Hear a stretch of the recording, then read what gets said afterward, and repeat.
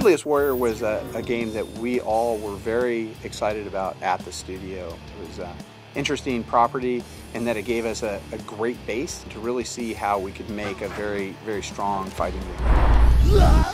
One of the things that we knew we had to do very early on in development to make this a very unique game was to figure out the approaches that we were going to take. We wanted to have that brutal intensity.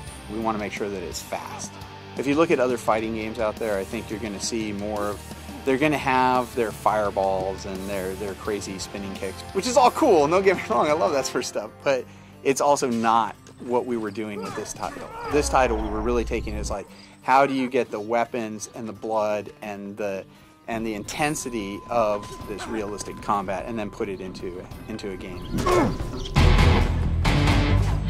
With Deadliest Warrior, we wanted to include a lot of different gameplay modes with the product. So the first mode that we were like is arcade mode, which basically just gives you all of the characters to play. The next modes that we wanted to include were the challenge modes. And those challenge modes include survival mode, which is something you play against all the warriors and trying to stay alive. And then we went to the extreme where we included survival slice mode. Anytime that you get hit, you can potentially lose a body limb, which includes your arms, legs, and head.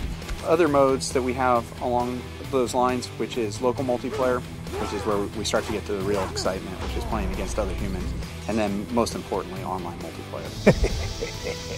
On guard, you scurvy dog. Deadliest Warrior is something that we are very excited about, and that is achieved something that we haven't seen a lot in the current batch of fighting games, of having this quick, brutal, accessible, fun game that everybody can really just enjoy and have just crazy moments, because that just really emphasizes what Deadliest Warrior is.